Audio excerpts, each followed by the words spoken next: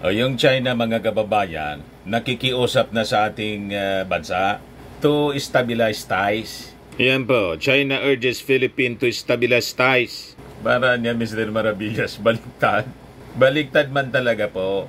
Mahilig sa baliktaran ang mga Chinese, mga kababayan. Laging baliktad ang kanilang sinasabi. Kasi unang-una, mga kababayan, ang rason ng deterioration ng relasyon between China and the Philippines, sila yung pumasok sa ating West Philippine Sea, sila yung nanggugulo. So pinalalabas nila, tayo yung rason ng deterioration ng relasyon ng China at Pilipinas. Pero anya, Mr. Maravillas, di ba nag-uusap ngayon? Open naman po tayo sa pag-uusap. Kaya nga inarap po ng ating DFA yung China. Yan po, Philippines-China make new arrangement to improve communications over South China Sea.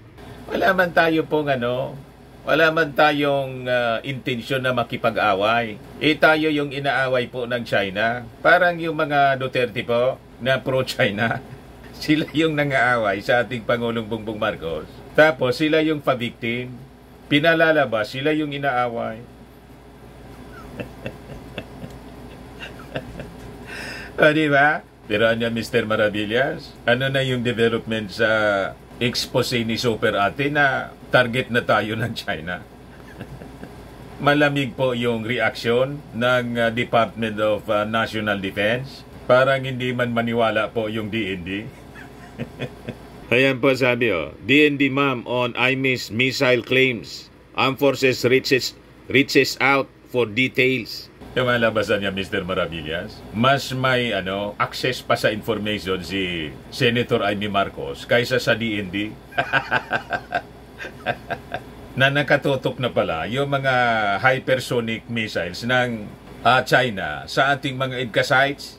Yan nga po ang lumalabas. Nagpalabas po ng video, mamaya parinig ko po sa inyo yung sinasabi ni Senator Amy. But before ko, mga kababayan, ibigay sa inyo yung full story ng mga balitang yan, click subscribe muna dito sa ating YouTube channel and hit the notification bell para lagi po kayong updated sa mga kaganapan dito sa ating bansa. Like and share na rin po ninyo ng ating video at huwag na rin po ninyo na skip yung ating mga commercial ads para tuloy-tuloy lang ang pag-unlad ng Bagong Pilipinas. Para sa mga naghanap ng malinis and spacious fitness gym, pumunta lang po kayo sa aming Colossal Fitness Gym. We also offer Grab Car Rental with our brand new 2023 model ng Toyota Innova. We also accept booking for those who are planning to travel via PAL, Cebu Pacific and other airline companies, local and international. And bills payment for Meralco bills, PLDT, Aleco bills, etc. Ang Colossal Fitness Gym is located at 3rd floor, Security Bank Building, Landco Business Park, Legazpi City, Albay. For inquiries, look for Chilon Maravillas. Contact number 0966-802-0949. Yan po yung aming Innova. Lagi na pong matao sa amin.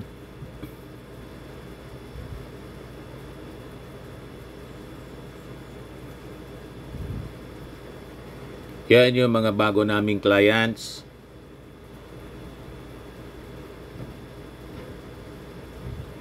Pati mga foreigners po, mga British tourists po sila. Na-set up na rin po yung aming mga bagong gym equipment.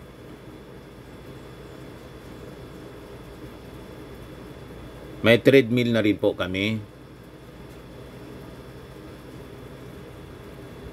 Ito naman po yung bago naming product na binibenta online, iGlow Serum, galing pong South Korea. Whitening po siya. Tingnan ninyo ang epekto sa aking anak na architect entrepreneur.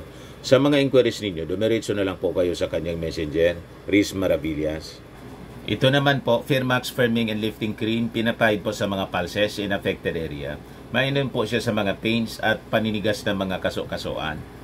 Ito naman po, Automax Radiant Serum. Sa mukha naman yung application, anti-aging po siya. You will look 10 years younger than your age. Sa mga cancer patients naman po, baka lang gusto ninyo itong itry. Nengxia Red Mix Fruit Drink. Hindi man po siya gamot, food supplement siya. Kaya lang, gawa siya mga kababayan sa goji berry. Yung goji berry may anti-cancer properties. O yung mga inquiries ninyo, dumiretso na lang kayo sa aming messenger sa Facebook para masagot namin agad. Ayos pa? Ayos na ayos niya, Mr. Maravillas. So, balikan natin yung ating kwento. O, ito siya. Iparinig ko muna sa inyo yung sinabi ni Senator Amy Marcos na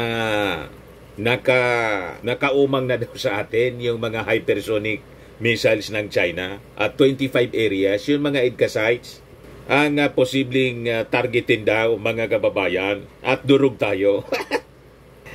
Ganon mga kababayan yung sabi ni Senator Amy. Sabi nga natin, anang timbre yata sa kanya si Maudigs. O kung hindi, yung kanyang kaibigan na tao ni Maudigs, si Jose Alejandrino. Mamaya bigay ko sa inyo po yung sinasabi ni Alejandrino. Dating presidential economic advisors ni dating Pangulong Tabaco, panahon ni Fidel Ramos. Tapos ngayon, supporter ni Maudigs. Yan yata ang pinapaniwalaan po ni Senator Amy, imbes yung kanyang kapatid. O kung hindi, yung ating security agencies, yung National Security Council at ang Department of National Defense. O ito yung sinasabi ni Senator Amy. May nakita akong plano ng China, 25 targets. 25 yung pasasabugin ng hypersonic missiles ng China. Sabi ni Amy Marcos dito sa ating bansa. Parinig ko sa inyo po yung audio lang, mga kababayan. Ang problema talaga dahil sa tingin ng China, talagang tumampi na tayo sa kalaban nila. Maglang 17 base militar sa pakiwari nila, yung EDCA sites. Talagang nila. Natatakot talaga ako habang umiinit diyan sa West Philippine Sea. May nakita ako na plano ng China na gagamitin yung hypersonic missile. Hindi naman nila iniisip na lulusob dito sa Pilipinas yung katakot-takot na army nila, mga navy nila. Hindi ganoon. Ang plano, air. At ang plano yung hypersonic missile at nakatakda na. So, palili pa rin yung mga hypersonic missiles. Mayroon din yung Amerika niyan. At sabi nga natin mga kababayan, 5,500 nuclear warheads ang pwedeng paulanin ng Amerika sa China pag sinubukan nila po. Yung China po, 500 lang na nuclear warheads. Baka hindi na nga nila yan mapindot. Diba? Yung 25 na target nila, kitang-kita na. Ang sabi ng US, hindi daw nila kaya labanan yung hypersonic missile. Mas lalo akong ninervyos kasi akala ko kapag missile... Sabi ng dating NATO commander po, hindi pa niya ready na makipagdigma yung China in 10 years. Kasi niya, walang military combat experience yung China. Unlike America po, tested siya. At totoong matatapang po, patay kung patay. Meron yung ibang bansa, yung tinatawag na iron. Yung China po, mga kababayan, lahat lang panakot.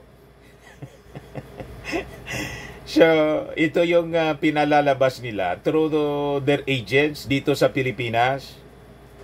Bagitan niya Mr. Maravillas, yung kapatid ng ating Pangulo, parang nakisali na. Iwan ko nga. Bakit ganyan yung ugali ni Senator Amy? Hindi makapasok yung missile. Kapag hypersonic daw, kayang-kaya pumasok. Ganyan lang kadali. Durog daw. Durog daw, mga kababayan?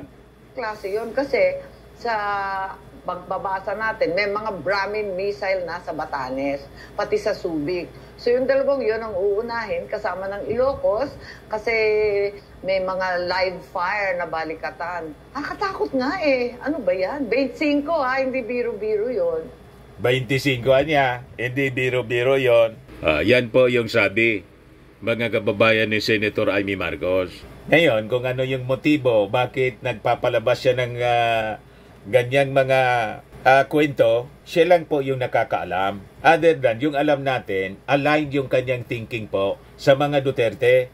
Kasi best friend niya po si Maudigs, pati si Inday. Alam naman natin kung saan naka-align yung mga Duterte po. Ito yung post ni Jose Alejandrino. Mga kababayan, malamang galing kay Jose Alejandrino at kay Maudigs mismo. Kasi supported rito ni Maudigs, mga kababayan. June 20, 2024, 1:30 p.m. my talk with Amy. Sabi niya, Amy Marcos asked me to call her. We had a good exchange of views, which I won't post here in its entirety. The long and short of it is Amy has been talking to many groups to explain the terrible state we are in. But they are all scared, she said. The majority of her colleagues in the Senate won't move because they are beholden to the powers that be. Iba nung beholden to the powers that be, yung mga senators, majority po, kaalyado ni Maudigs. Kung ang nire-refer niyang the powers that be po, yung kanyang kapatid, hindi mali kasi majority ng members ng Senado, kaalyado ni Maudigs, ng kanyang barkada na dating Pangulo. Kaya nga po nung nagkaroon ng kodita sa Senado, nilagay nila si Chis Escudero, kasama si Bato, kasama siya. Di ba? 15 na mga senador. At siyam doon, mga kababayan, align sa dating Pangulong Digong. So malabo yung the powers that be. Tama ba? The business taipan are scared because the BIR might look into their business and tax returns. Instead, they are taking their money out of the country. The generals are scared of being replaced. Her mother is too old to talk her son to reason. The palace is infested with demons. Her brother prefers to listen to his wife than to Amy, his sister. Yung dating issue, mga kababayan, na si Senator Amy, not in good terms kay Mrs. Lisa Marcos. Sabi nga natin, that is normal. Kahit sa pamilya, nangyayari po yan, na yung asawa, hindi kasundo ng kapatid. O, diba? Amy is afraid an incident in WPS will bring us into an open war with China. She agrees with the Spratlys is outside the coverage of the Philippine-U.S. Mutual Defense Treaty. What can we do? Amy asked me. Please let me know if you have an idea, she said. Amy is devastated and I left the government. Her son, the governor of Ilocos Norte, is stressed that thought of his province being devastated by Chinese hypersonic missiles. Amy does not believe China will invade the Philippines. She agrees with that China has a cheaper way of destroying our country by aerospace war. Yun na nga po, kaya gumawa mga kababayan siya ng video na tatargetin daw po tayo, nakaposisyon na yung hypersonic. Pero sabi nga natin mga kababayan, malayo based sa analysis ng mga experts sa military in defense. Lalo na po, yung binasa po natin na statement ng dating NATO commander, tama po yon. Kasi nanaisin ba ng China ang makipaggira sa Amerika na alam niyang hindi siya mananalo? Kasi yung Amerika, kalyado yung Japan, kalyado yung South Korea, kalyado pa tayo, kalyado yung NATO countries. Madudurog po ang China, mauubos sila. Unless talagang gusto nilang mag-suicide. Pero anong pakinabang nila, mga kababayan, kung makikipaggira sila, pagkatapos, mauubos man lang sila ng mga Chinese with the 5,500 firepower nuclear warheads ng Amerika. Tama ba? So with that, ito yung reaksyon ng Department of National Defense natin. Sabi dyan, the Department of National Defense was called on the claims made by Senator Amy Marcos that China could launch its hypersonic missile system against the Philippines over the West Philippine Sea tension. Malamig yung response ng DND. Pag malamig, ang ibig sabihin, hindi man sila maniwala sa claim ni Senator Amy. Kasi, alangan man na mas may credible information si Senator Amy Marcos kaysa sa DND. at yung ating National Security Council. Di ba? Yung ating DND at saka yung National Security Council, sila mga kababayan na may expertise at may assets. Tama ba? So mas credible ang anumang ilalabas na statement ng ating National Security Council at ng National Defense at lalo ng ating Pangulong Bongbong Marcos. Kasi sabi nga natin, di man na tayo isusubo sa problema ng ating Pangulo, kakalad ka rin ba ng ating Pangulong Bongbong Marcos ang ating bansa sa gira? That is the line of propaganda po ng China. Kasi ang intention nila, takutin tayo para hindi lang tayo kumibo dito sa issue ng West Philippine Sea habang po kinakamkam nila. Kaya itong sinasabi po ng China na siya pa yung nagsabi na dapat na niya stabilize yung ating relasyon. Ano niya, Mr. Maravillas, ang basa mo? Cover po nila, ganyan ang ugali nila, double talk. Habang nagsasabi sila ng ganyan, nagtitake advantage sila. Ano niya, Mr. Maravillas, ang ebidensya mo? Yan po ang ebidensya, oh. China deploys the monster despite de-escalation pact. Habang nag-uusap. Asa pa kayo sa ugali ng China? Double talk sila. Parang si Maudix, double talk. Wala man na niya akong intensyon. Wala man na niya kaming plano na palitan o pababain si Digong. Si President Bongbong Marcos. Gusto lang naman anya namin na i-air yung aming saloobin, freedom of expression. Pero alam natin yung mga pagbabanta. Tama? Parehas po ang strategy. Birds of the same feather.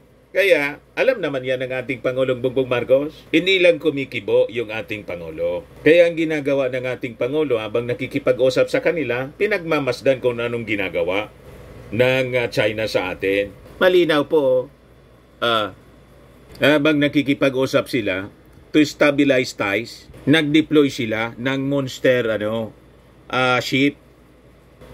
In simple term, mga kababayan, habang nakikipag-usap sila, may nakatutok na punyal sa likod.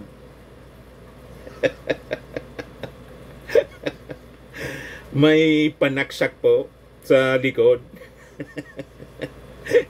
Ganon ang ugali nila po. Di ano niya, Mr. Maravillas, ang dapat natin gawin. Tuloy lang yung dati nang ginagawa ng ating Pangulong Bongbong Marcos. Engaging our like-minded countries. Japan, America, NATO countries, South Korea, Australia. Tama na po ang direksyon. Yan ang rason po kung bakit ginamit na ng China yung kapatid ng ating Pangulo. Para mga kababayan, sa kanilang propaganda na magpapalipad sila ng hypersonic missiles at 25 targets na, 25 areas dito sa ating bansa. Ang posibleng target po, paliliparin galing sa mainland China papunta dito sa 25 targets sa Pilipinas. O di simulan na nilang paliparin po. Alangan man yung Amerika, walang nakapoint papuntang Beijing. O diba? Alangan man yung mga EDCA sites natin dito, walang nakaposisyon papunta doon sa palasyo ni Xi Jinping. Sabi ko nga po, mga kababayan, be like Israel, napakaliit na bansa ng Israel, mga kababayan, the size of Bicol region, hindi po masindak ng mga enemies, billion yung enemies niya, the Arabs, the Muslims, the Communists, yung Russia, yung China, lahat yan kalaban ng Israel, hindi po masindak.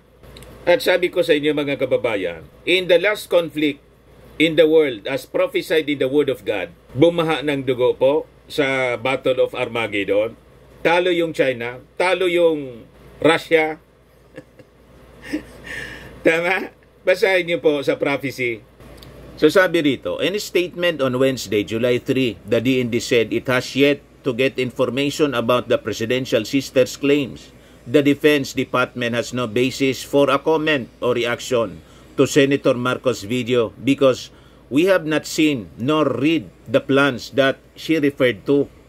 Sabi po ng statement ng Department of National Defense. Sabi naman po ng Armed Forces, the Armed Forces take such concerns seriously. We are ready to coordinate with Senator Marcos to obtain details and take appropriate actions to ensure our nation's security. Sabi naman po ni National Security Council Assistant Director General Jonathan Malaya, we will reach out to Senator Amy to get more information about her statement because we are not aware of any of the security threats. She mentioned the Philippines and People's Republic of China maintain cordial relations and are committed to managing whatever differences there may be. Thus, we see no threat of any imminent attack from the PRC. Yung information po ni Senator Amy, malamang galing po kay Digong. Na galing kay Xi Jinping. Na parte ng fearmongering po, scare tactic na ini-employ po nila para hindi na tayo manindigan sa West Philippine Sea. Ganun lang po, pag nadala ka sa mga propaganda, pananakot, talo ka. Wala pang labanan, mga kababayan, talo ka na. Yan po ang Sun Tzu Art of War na ini-employ sa atin, ginagamit sa atin ng China. Huwag tayong paguguyo sa kanila. So nag-uusap po yung China at ang Pilipinas with regard to the South China Sea issue, yung tension po. Department of Foreign Affairs Undersecretary Maria Teresa Lazaro and Chinese Vice Foreign Minister Chen Xiaodong on Tuesday, July 2, met in Manila for the 9th meeting of their bilateral consultation mechanism on the South China Sea or BCM, where they had a frank and constructive discussion about the respective countries' perspective in the Sea Row. It was so far the highest level meeting between two officials of both sides. Lazaro and Chen signed the arrangement on improving Philippines-China maritime communication mechanism and agreed to discuss how to operationalize such a mechanism as they saw the need to strengthen communications on the South China Sea, according to DFA. China's foreign ministry also disclosed that the two sides talk about promoting maritime communication in mechanism between the respective coast guards as well as advancing ties in maritime science and technology and environmental protection among others. The two sides believe that maintaining peace and stability in the South China Sea serves the interests of both China and the Philippines and is also the common goal of countries in the region, China's foreign ministry said. Noting recent incidents in the South China Sea, both sides recognize that there is a need to restore trust, rebuild confidence, and create conditions conducive to productive dialogue and interaction, sabi po ng DFA. So with this, mga kababayan, itong dialogue na to destroys the propaganda ng mga pro-China vloggers at ni Maudigs mismo na yung ating Pangulong Bongbong Marcos, kinakaladkad tayo sa gira. Tapos na yung propaganda ninyo. Durog na po. Ito yung patunay. Wala tayong intensyon na kaladkarin sa gira, mga kababayan, yung ating bansa. Sino mang matinong leader po? Kung hindi matino, oo. Matino po yung ating Pangulong Bongbong Marcos. Pero hindi nangangahulugan na dahil nakikipag-usap na tayo, isosurrender natin yung ating sovereign rights dito sa West Philippine Sea. Walang ganun po. And in fact, yun mismo ang sinabi ng ating DFA. Aligned with the policy ng ating Pangulong Bongbong Marcos. So sabi dito, Lazaro and Chen had frank and constructive discussions on the situation in the South China Sea, sabi po ng DFA. Lazaro stressed to Chen that the Philippines would be relentless in protecting its interests in upholding its sovereignty, sovereign rights and jurisdiction in the West Philippine Sea. So wala tayo pong gini-give up, mga kababayan, sa ating sovereign rights. The two sides discussed the respective positions on Ayungin Shoal. There was substantial progress on developing measures to manage the situation at sea, but significant differences remain. Both sides agreed to continue discussions to find a mutually acceptable resolutions to the issues. So, ganun po, mga kababayan. Ano anya, Mr. Maravillas, yung reading mo sa pag-deploy ng China ng kanilang monster ship habang nag-uusap para sa de-escalation,